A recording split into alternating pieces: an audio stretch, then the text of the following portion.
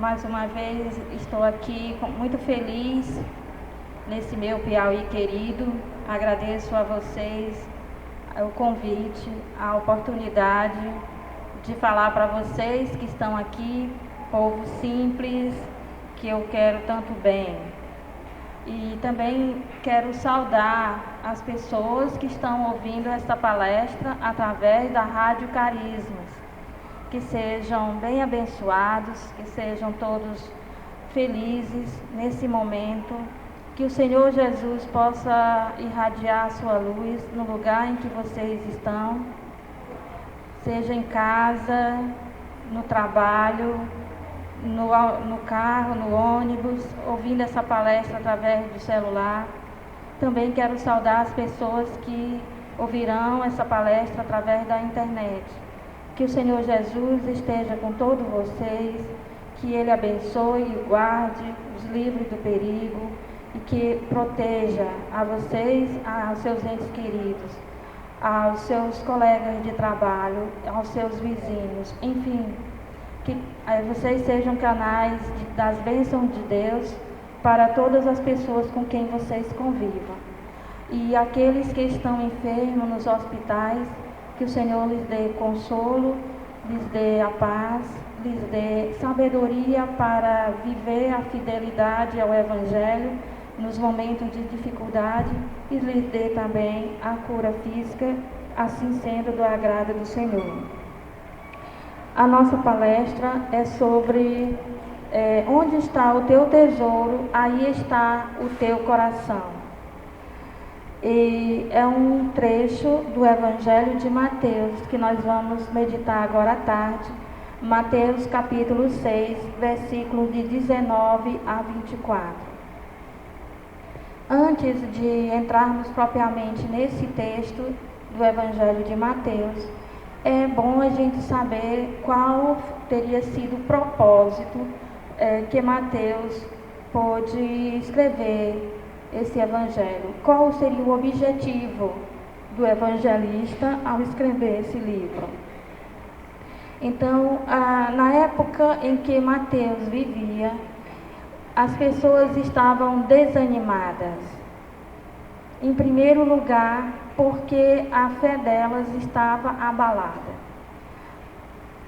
Tinha acontecido uma guerra e o Império Romano havia destruído o local de oração que as pessoas frequentavam, que era o Templo de Jerusalém. Isso causou uma crise de fé, porque as pessoas passaram a se perguntar se realmente Deus estava com aquele povo e por que Deus teria permitido que um império pagão pudesse ter destruído aquela casa onde o nome dele era louvado e glorificado. Então isso levou as pessoas a ficarem, fazer uma troca justa. Obrigado, irmão. A ficarem preocupadas se Deus estava realmente presente no meio do povo, se Deus estava ouvindo, se Deus estava vendo o que estava acontecendo. Então eles estavam passando por uma crise de fé. A outra coisa é que Jesus já tinha morrido na cruz e ressuscitado e não era mais visível aos olhos da carne. Ninguém podia mais ver Jesus como via antes, conversar com ele, andar com ele pelas ruas da Galileia e também tomar as refeições com ele, se alegrar com ele, ouvir o sorriso dele, ouvir a palavra dele.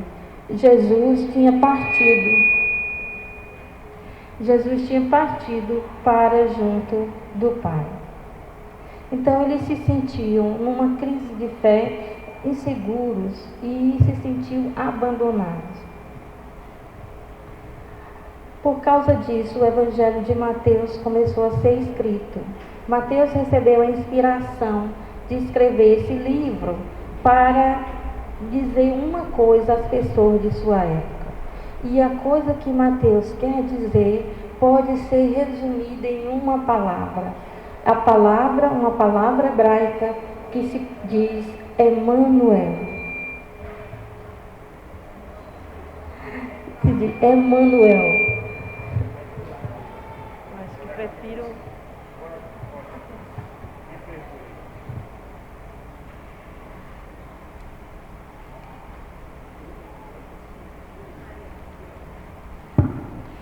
Emmanuel quer dizer Deus conosco. Emmanuel, Deus conosco. O Evangelho de Mateus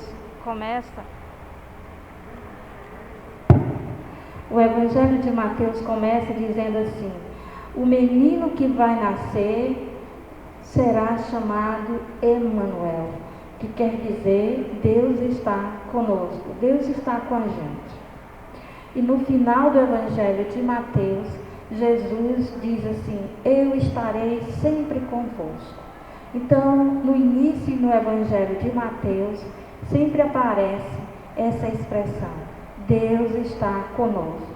Deus está presente através de Jesus no meio de nós. Mesmo quando a gente não pode ver a presença física de Jesus, Jesus continua conosco. Sua presença agora é de forma diferente. Ele está presente na palavra que é lida, que é meditada, que é orada, que é proclamada. Ele está presente nos momentos de oração, na inspiração. Ele está presente no nosso dia a dia, quando o nosso coração está voltado para Ele e a gente faz todas as nossas atividades diárias naquela sintonia com Jesus. Ele está presente nos seus missionários, naquelas pessoas que nos ajudam, que nos protegem, que nos inspiram, que nos aconselham, que nos pastoreiam. Ele está presente aí. Então, há diversas formas de Jesus se manifestar, de estar presente, de estar junto conosco, sem que seja necessária uma presença física. É outra forma de presença. Ele está presente através dos seus anjos que nos guardam e nos protegem. Então, todo o Evangelho de Mateus quer dizer simplesmente que Jesus está presente no meio de nós. E a presença de Jesus em nosso meio é a presença do Pai de Jesus em nosso meio. Então, para isso o Evangelho de Mateus foi escrito, para dar ânimo, para dar coragem às pessoas daquela época e de hoje a acreditarem na presença de Jesus, acreditarem que Jesus continua nos guiando, continua falando a nós, continua nos amparando. Então, é também necessário que a gente pergunte qual seria, então, também o centro do Evangelho de Mateus. Qual seria aquela parte principal que a gente precisa olhar com atenção para poder entender todo o Evangelho de Mateus? Então, o Evangelho de Mateus, ele tem 5 grandes exposições, 5, digamos, sermões ou homilias ou discursos, em 5 ensinamentos que querem orientar os seguidores de Jesus a continuarem na presença de Jesus. Então, o primeiro desses ensinamentos ou desses discursos ou sermões é o Sermão da Montanha. Depois nós temos o Sermão da Missão, que Jesus nos ensina a ser missionário. Como deve ser o missionário, como deve ser aquela pessoa que leva adiante a mensagem de Jesus.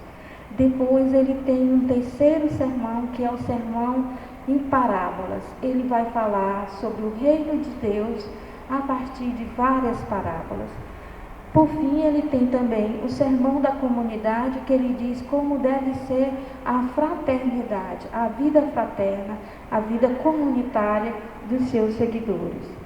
E, por último, ele tem o sermão sobre o final dos tempos, dizendo a nós para não nos preocuparmos com o final dos tempos, porque ele está nos conduzindo dia a dia e quando isso chegar, nós estaremos preparados para aquele momento. Então, de todos esses 5 sermões ou 5 ensinamentos, o das parábolas é o principal, é aquele terceiro sermão que está bem no meio daquela mensagem que Mateus quer nos trazer. E nesse sermão em parábolas, que está no capítulo 13 de Mateus, nós temos as diversas formas de dizer como é que Jesus está presente no nosso meio. Jesus e o reino de Deus acabam se identificando. Hoje nós não sabemos o que é um reino. Nós não temos uma experiência nem com o reino nem com o reino, porque nós estamos numa democracia.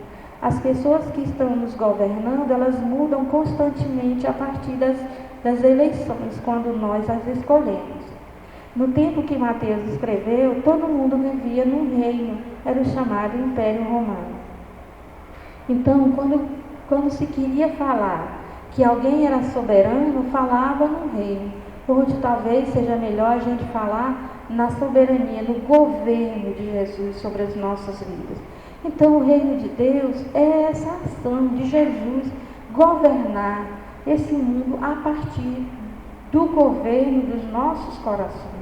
Então Jesus governa esse mundo através de pessoas que se deixam governar por Ele.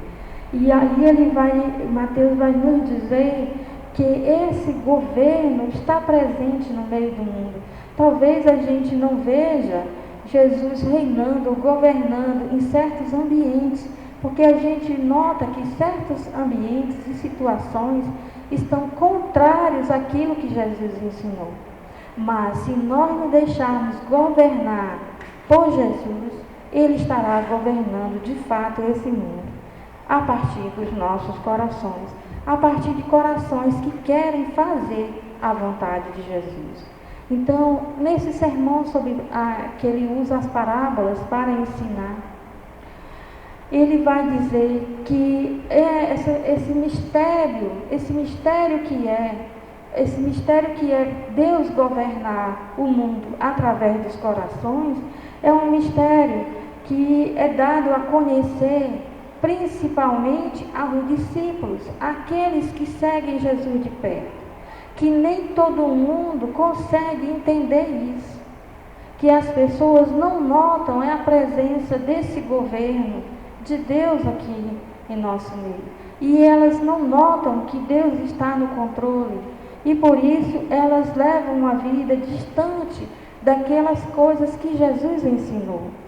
Mas a essas pessoas que se achegam a Jesus, elas conseguem perceber esse mistério escondido, que é o mistério de que Deus conduz a história através de pessoas simples, de pessoas pobres ou de pessoas ricas, depende, de pessoas que se deixam guiar por Jesus. E também nesse trecho do capítulo 13, Mateus também vai dizer que muitos desejaram ver e ouvir essas coisas que nós agora escutamos e que nós vemos por causa do Evangelho. São as pessoas que viveram antes do Novo Testamento. Elas desejaram, elas ansiaram que um dia pudessem ouvir e ver as coisas que hoje nós vemos e ouvimos. Mas naquela época não foi possível a elas.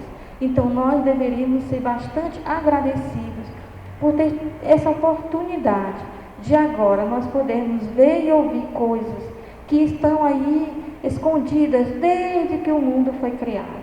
Então, desde que o mundo foi criado, desde a fundação do mundo, essas coisas, essa vontade de Deus já está presente. Deus tem um propósito.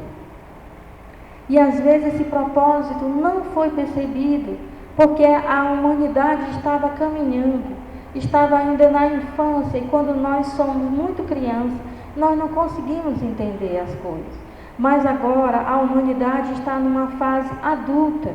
O apóstolo Paulo diz assim na carta aos Gálatas: na plenitude dos tempos, Deus enviou o seu Filho nascido de mulher. Então, é uma expressão, plenitude dos tempos, era uma expressão para dizer que o filho mais velho estava adulto. Quer dizer que a humanidade agora é adulta e pode ver e entender, ouvir e entender essa mensagem do Evangelho. Se não ouve, se não entende, se não consegue ver a ação de Deus na história, não é por falta de inteligência para isso, mas é porque o coração está endurecido, porque o coração está obstinado a não querer ver e a não querer ouvir, e por isso não compreende. Não é questão de inteligência. As pessoas que menos têm desenvolvimento intelectual podem compreender muito mais as coisas de Deus do que os sábios, do que as pessoas que têm os diplomas, que têm os certificados. Certo? Então não é uma questão de inteligência, é uma questão de docilidade do coração. Então um coração dócil sempre poderá ver e ouvir essa ação de Deus na história. Então, já que esse é o capítulo principal, que é o capítulo 13, né, aí nesse capítulo se vai falar de forma simbólica, em parábolas, sobre essa ação de Deus na história, que a gente chama de reino de Deus. Então, a primeira coisa é que o reino de Deus, ele é anunciado. Existe a evangelização, existe a divulgação de uma mensagem que vai de encontro aos anseios dos corações e leva os corações a se voltar para Deus. Para isso, Jesus conta a parábola do semeador. E a parábola do semeador significa que se o evangelho não é anunciado, não há a possibilidade do reino de Deus se expandir, crescer em nosso meio. Mas é porque a palavra de Deus é anunciada e nós temos que ter um envolvimento com essa palavra, com essa mensagem de Jesus. Nós temos que nos comprometer a levar adiante a mensagem de Jesus, porque se nós não fizermos isso, os corações não se voltarão para Deus. Agora, cada pessoa que escuta a mensagem do Evangelho, ela tem uma atitude diferente. E aí tem os diversos terrenos que são narrados nessa parábola. Nem todo mundo acolhe 100%, mas em outro momento da existência, a pessoa poderá acolher 100%. Então, isso nos indica que nós devemos sempre insistir no anúncio do Evangelho, porque um dia a pessoa poderá 100% se comprometer com o reino de Deus ou com a presença escondida de Deus na história. Então, a semente, quando ela é plantada, ela fica escondida embaixo da terra. O semeador é que sabe que a semente está ali. Mas qualquer outra pessoa que não tenha visto a semeadura, não tenha visto o agricultor plantando, não vai saber que ali tem semente. Então, a ação de Deus é assim, trabalhando nos corações. Nós olhamos as pessoas pelos lados de fora. Nós não sabemos que semente está ali no coração dela. Por isso que nós não devemos julgar as pessoas. Essa semente pode estar ali plantada e escondida.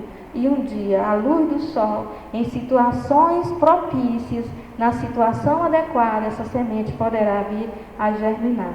Apesar do terreno não ser o melhor, mesmo assim, ela poderá vir a germinar. Depois, comparada então a essa ação de Deus na história com um grão de mostarda. Às vezes a gente faz uma coisa pequenina, insignificante, que a gente acha que isso aí vai dar em nada. Às vezes até a gente deixa de fazer alguma coisa pelo Evangelho, porque a gente se acha pequeno demais, a gente se acha pouco inteligente, a gente se acha incapaz e aí não faz. Olha, a semente de mostarda é muito pequenina, mas ela se espalha rapidamente. Ela cresce. Aqui no Piauí nós temos o maxixe, a rama do maxixe, não é? Quando o maxixe começa a se espalhar, meu Deus do céu, não tem quem dê conta da ramagem que vai. Então, da mesma forma é a mostarda, ela se espalha, ela é uma rama que se espalha rapidamente e ela é minúscula, bem pequenina.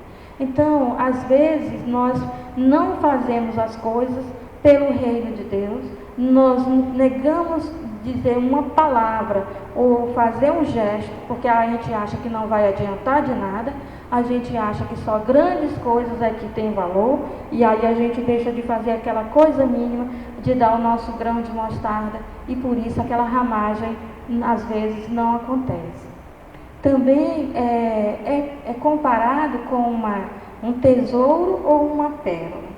E nesse momento é muito interessante porque nessa parábola do tesouro e da pérola, a pessoa vende tudo o que tem para conseguir o tesouro, para conseguir a pérola. Quer dizer que a pessoa dá mais importância ao reino de Deus do que qualquer outra coisa. Então, por isso que Jesus diz, buscai primeiro o reino de Deus, as outras coisas vêm todas em acréscimo. Quer dizer o seguinte, que quando nós trabalhamos, nós exercemos a nossa profissão, nós devemos ter em primeiro lugar o reino de Deus. Se a gente fizer o nosso trabalho corretamente, se a gente for honesto no nosso local de trabalho, se a gente fizer as coisas com amor, Deus estará reinando ali no nosso ambiente de trabalho. Jesus estará governando aquele ambiente de trabalho através da nossa sementinha de mostarda. Quer dizer também que quando a gente está na família, em primeiro lugar está o reino de Deus. Quer dizer que nós devemos viver em família, porque a base de tudo é a família, a transformação do mundo vem através da família. A gente deve colocar em primeiro lugar o reino de Deus. Se nós agirmos na nossa família, colocando Jesus em primeiro lugar, nosso grão de mostarda poderá ser uma ramagem bem grande. Poderá se expandir, poderá tomar conta de toda a nossa família. Não é obrigando as pessoas têm um coração e o coração delas tem que ser seduzido por Jesus. Então nós temos apenas que deixar que Deus reine na família através de nós, e cada membro da nossa família, a seu tempo, saberá se dedicar ao reino de Deus tanto quanto nós. Também é dito que o reino de Deus se parece com a rede de pescar, que vem todo tipo de peixe, não é? É a mesma coisa que a parábola lá do início, que depois do semeador, que é do joio e do trigo. Pessoas boas e pessoas menos boas convivem lado a lado. E Deus não vai nos separar das pessoas que não são tão boas.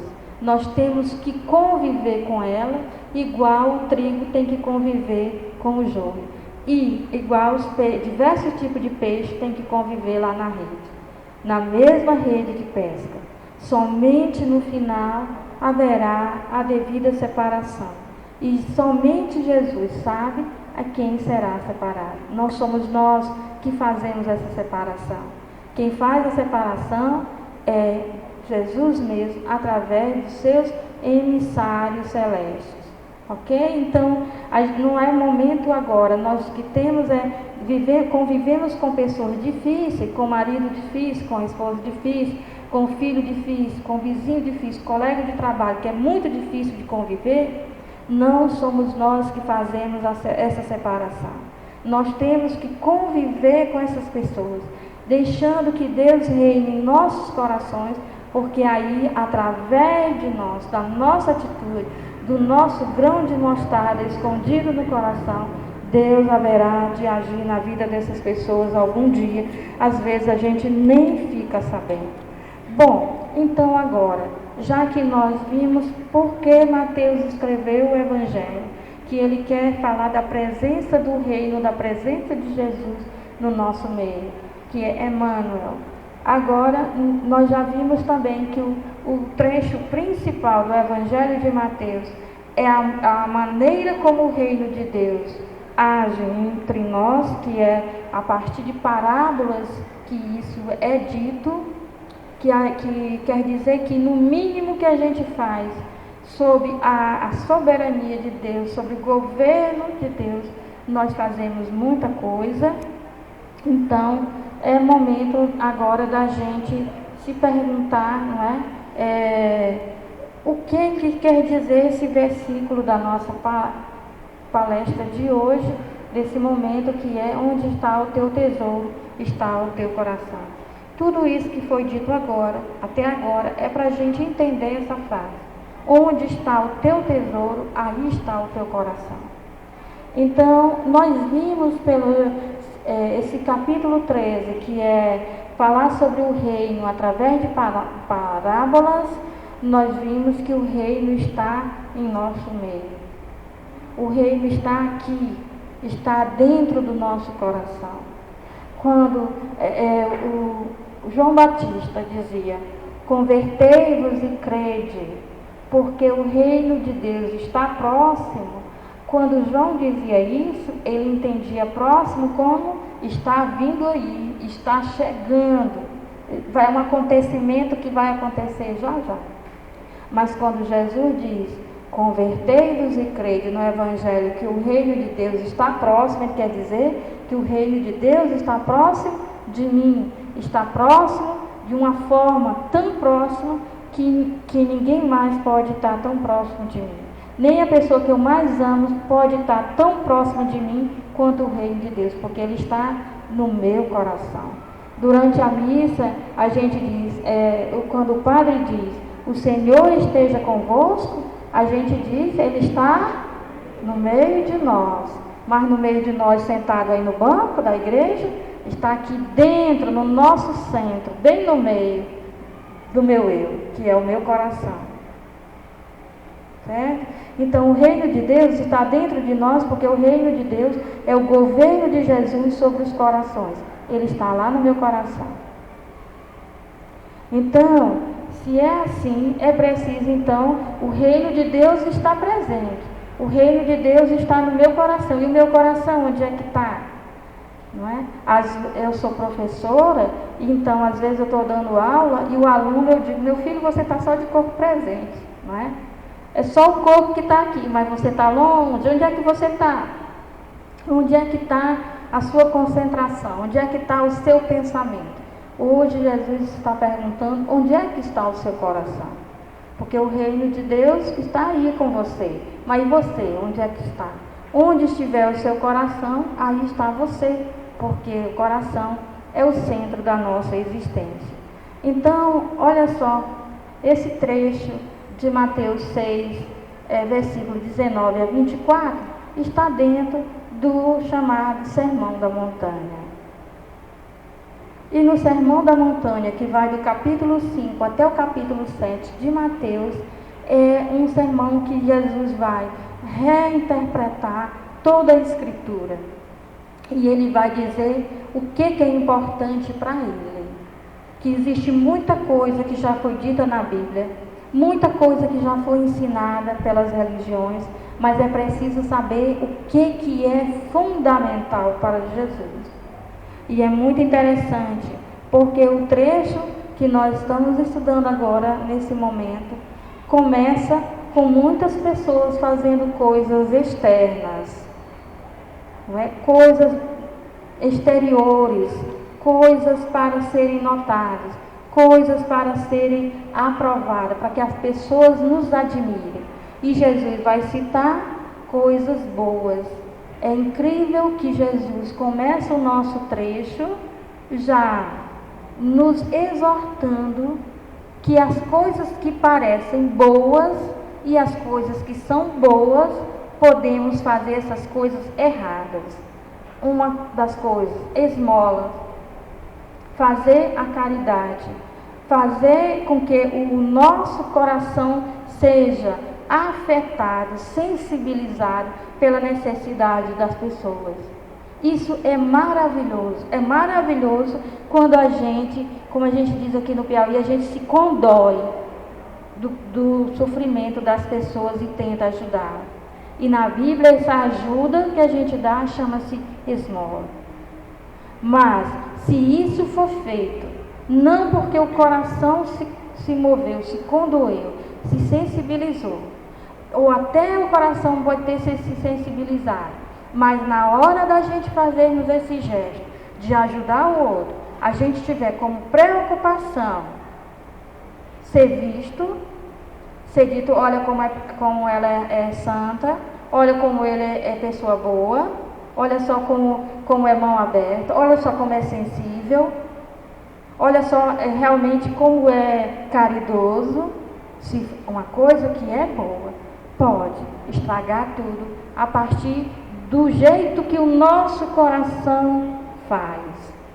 Exteriormente, a gente pode ter feito aos olhos das pessoas um grande bem, Mas Jesus que está presente no nosso coração está sabendo que a gente fez por outros motivos também. A outra coisa é a oração. A oração é maravilhosa. É a hora que a gente chega diante de Deus e a gente coloca a nossa alma nas mãos de Deus. Que a gente coloca todo o nosso ser abandonado, como uma criança que se abandona, um bebê que se abandona na mão, nos braços do pai, da mãe. A gente se abandona em Deus. Mas na hora que o nosso coração diz assim, estão vendo que oração bonita, estão ouvindo que oração bonita que eu estou fazendo, estão vendo como eu oro, estão vendo que maravilha a oração que eu estou fazendo. Na hora que o nosso coração pensa isso, a gente já estragou tudo. Nessa hora aí, onde é que está o nosso coração? É em querer servir a Deus, servindo o irmão, querer servir a Deus, colocando-se na presença de Deus em oração, o nosso coração está querendo outra coisa. E na hora que o nosso coração quer outra coisa, nós já traímos esse senhorio de Jesus na nossa vida. A outra coisa é o jejum, abrir mão de certas coisas que para nós são importantes, para que a gente se eduque, para que a gente não coloque os bens materiais em primeiro lugar, mesmo aqueles bens mais básicos. O jejum é isso, é renúncia, renúncia de uma palavra ofensiva, renúncia de um bem material, renúncia de comprar alguma coisa, não se deixar dominar por aquelas coisas que podem até ser maravilhosas, mas não podem dominar a minha vida. Mas na hora que o meu coração, em vez de querer se desprender das coisas materiais, a primeira preocupação do meu coração é que eu seja vista, que eu seja aprovada e que as pessoas tenham a minha pessoa em alto conceito, isso aí já não valeu. Eu já traí aquele senhorio de Jesus. Eu dou aula, eu dou palestra, mas na hora que eu quiser dar palestra, para receber as palmas para mim, vai descer, para que as pessoas digam assim, olha como ela dá uma palestra bem dada, isso já traiu a ação de Deus no meu coração. Na hora que quem canta quiser, em vez de agradar a Deus, cantar para que as pessoas possam dizer que voz maravilhosa, já traiu a ação de Deus no coração. Assim também é quem toca, assim também é o padre que celebra a missa, assim é qualquer outra pessoa. É por isso que o reino de Deus exige de saber onde está o teu coração, aí está o teu tesouro. Aquilo que é mais importante para mim é o meu tesouro. O que é o mais importante é o meu tesouro. Se o mais importante para mim não for dar uma palestra por causa de Jesus, para que Jesus fale através de mim e possa atingir os corações das pessoas, se meu coração não estiver aí, então o meu tesouro sou eu mesmo. É a minha vaidade, é querer ser mais do que os outros, é querer aparecer para os outros. Onde está o teu coração, aí está o teu tesouro. O teu tesouro é aquilo que é mais importante para você, não é? Então, logo em seguida vem uma exortação a não colocar não se preocupar tanto com o tesouro da terra e menos com o tesouro que está no céu. É preciso então trabalhar por esse tesouro celeste. E esse tesouro celeste não é outra coisa a não ser a gente colocar ao senhorio de Jesus sobre o nosso coração em cada coisa que a gente faz. Todas as coisas podem ser boas, mas a gente pode estragar até as coisas boas quando a gente tem outro propósito que não seja agradar a Deus. Tudo é muito bom que a gente faz na igreja, mas a gente pode estragar isso. E a gente pode acumular um tesouro terrestre, um tesouro que vai se acabar, um tesouro que não vai durar muito, porque hoje a pessoa diz assim, olha como ela fala bonito, e amanhã diz, a Ilha me disse uma palavra grosseira, já foi embora o meu tesouro da terra, já passou. Por quê? Porque eu sou falha, eu sou humana. Então a minha limitação humana vai, de uma hora para outra, ser igual o ladrão que leva o tesouro.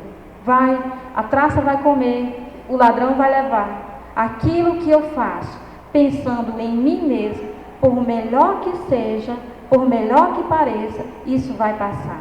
O que vai ficar mesmo, o que eu vou levar daqui, o que é importante mesmo, o que é definitivo, o que é duradouro, é aquilo que eu faço porque eu deixo Cristo governar este mundo através do meu coração. Então é preciso tomar uma decisão de colocar o tesouro em Jesus e deixar Jesus governar esse mundo através do coração. Então é por isso que também ele vai dizer, não é? O coração deve ser fixado no reino. Se o coração é fixado em Jesus, se o meu coração está em Jesus, eu vou ter um novo olhar sobre as coisas. Eu vou ter um olhar mais puro sobre as coisas. Eu vou conseguir ver a semente de mostarda debaixo da terra.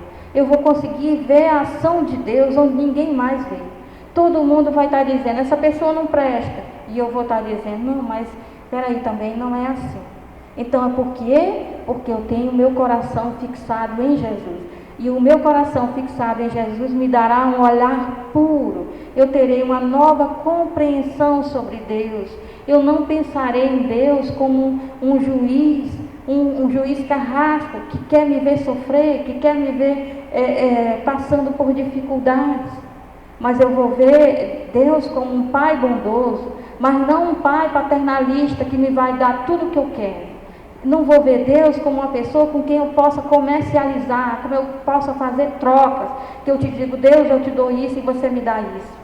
Não, se eu tiver o coração fixado em Jesus, eu vou ter uma experiência com um Deus amoroso, mas um Deus que também me corrige, um Deus que só me dá o que eu preciso, um Deus que não vai me encher de coisa, um Deus que não se deixa comprar. Também, se eu tiver o coração fixado em Jesus, eu terei uma nova visão do mundo. Eu não verei o mundo como um lugar de perdição. Eu não verei o mundo como algo cruel. Eu verei o mundo como um campo, uma roça, uma seara, uma messe, pronto para ser arado, para ser semeado e para dar frutos. Eu me envolverei nisso, eu terei piedade, eu terei misericórdia daqueles que ainda não ouviram falar de Jesus, daqueles que ainda não conseguiram se comprometer. Por quê? Muitas vezes porque nós passamos uma imagem tão negativa de Jesus que as pessoas se afastaram de Jesus. Às vezes o nosso comportamento é tão desastroso, que nós levamos as pessoas a se afastarem de Jesus. Então, se a gente tiver o coração fixado em Jesus, a gente vai ver esse mundo com outros olhos, a gente vai ver as pessoas que nós detestamos com outro olhar. A gente vai ver aquelas pessoas que querem nos fazer o mal com outro olhar, a gente vai ter uma misericórdia dela e vai dizer assim, meu Deus do céu, o que fulano ganha em me fazer o mal? Que Jesus a perdoe, que Jesus lhe dê um sentido na vida para que ela não viva em função de me fazer o mal. Mas para ter esse tipo de olhar, para não ter um desafeto, uma hostilidade, uma adversidade com alguém, é preciso a gente ter o tesouro, ser o reino de Deus, o tesouro ser Jesus e a gente ter o coração fixado em Jesus. Também a gente vai ver o ser humano de uma forma diferente, como uma pessoa muito amada por Jesus. Cada ser humano, sabe quanto é que vale um ser humano? Vale a vida de Jesus, porque Jesus deu a vida, não só por nós, não deu a vida por gente boa, Jesus deu a vida por pecadores. Jesus, quando morreu na cruz, morreu por todos, inclusive pelos assassinos, por aquele que estava colocando a lança no seu coração. Então a gente vai ver o ser humano como alguém que é valioso para Jesus, é valioso para Deus, que valeu a vida de Jesus. O que pode valer mais do que a vida do Filho de Deus? Pois é isso que vale aquela pessoa que eu detesto e que me detesta. Vale a vida de Jesus. Jesus deu a vida por aquela pessoa. Então quem sou eu? Quem sou eu para entrar numa espiral da violência, para aumentar a violência no mundo, desejando-lhe o mal ou fazendo-lhe o mal, seja com palavras, falando por trás, falando quando a pessoa não está presente, seja com maus pensamentos para ela. Por que eu não estou orando por ela? Será que nós somos melhores do que os nossos irmãos que estão no tumulto? Eu estava ali na capelinha em oração e uma senhora simples falou: lá fora há um tumulto, meu Deus. Então proteja as pessoas que estão nesse tumulto.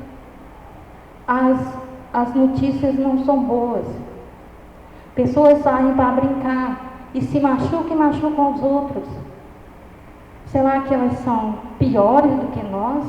Quanto que elas valem? Cada uma delas vale o sangue de Jesus na cruz. Não foi uma morte fácil. Então a gente não tem esse direito. Nós aqui não temos o direito de estar julgando essa gente. Então, quando a gente se desloca para cá, a gente escuta pessoas que estão dentro da igreja agindo como se fossem pessoas maravilhosas, incapazes de fazer o mal para alguém e julgando. Essas pessoas que estão aí fora, elas precisam do amor de Deus. Elas precisam que a gente se sensibilize, que a gente tenha misericórdia delas, que a gente queira a salvação delas. Sabe por quê? Porque elas só querem ser felizes, mas elas estão buscando a felicidade, colocando seu tesouro em outras coisas que não Jesus. Então, onde é que está o nosso coração? O que é o tesouro para nós? Se o nosso tesouro é Jesus, então vamos pensar nele, dando a vida por cada um de nós. E por cada um desses nossos irmãos que estão aí com o coração vazio, se achando que estão fazendo a coisa certa, procurando a felicidade em algo que não dá felicidade. Então, veja só, Paulo diz que o mais importante para ele é Cristo. E tudo mais que era importante teve o valor de lixo, de esterco, e ele usa uma palavra muito mais grave que essa, e que a Bíblia não traduz assim para não nos chocar, mas quer dizer que não vale nada, que essas coisas que ele achava importante antes de ter conhecido Jesus não valem mais nada quando ele encontrou esse tesouro que é Jesus. E nós que já encontramos esse tesouro, a gente ainda consegue ter coisas mais valiosas na nossa vida do que Jesus. E porque nós conseguimos ter coisa mais valiosa na nossa vida do que Jesus, nós acabamos cometendo idolatria. Porque todas as vezes que uma pessoa, uma situação, alguém, qualquer coisa, tomar o lugar que deve ser só de Jesus, nós cometemos idolatria. Nós podemos fazer de uma pessoa um ídolo, de um emprego um ídolo, de um estudo um ídolo, de uma pastoral um ídolo.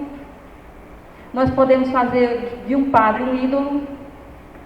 Nós, com muita facilidade, distorcemos o nosso coração, tiramos da direção de Jesus e colocamos em outra situação ou em outra pessoa. E aí nós ainda nos sentimos melhores do que os outros, porque nós estamos na igreja. Mas quantas vezes estamos na igreja e queremos ser idolatrados pelos outros?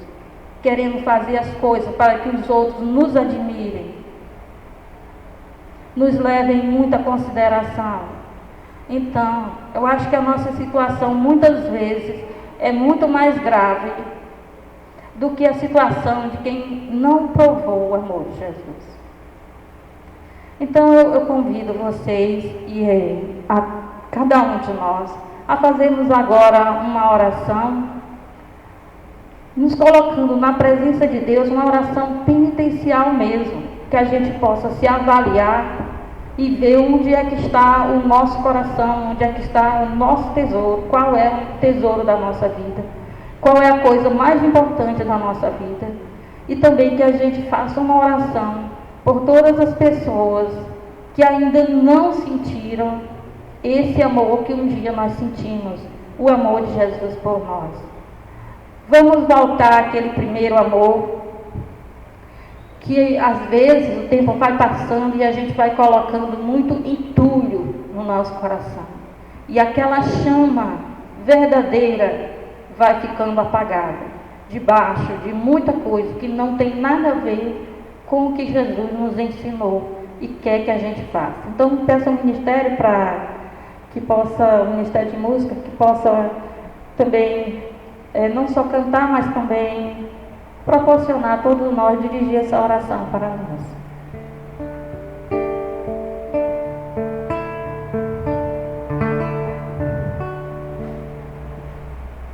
Como o nosso coração, fechando nossos olhos, nós possamos refletir sobre tudo que foi falado.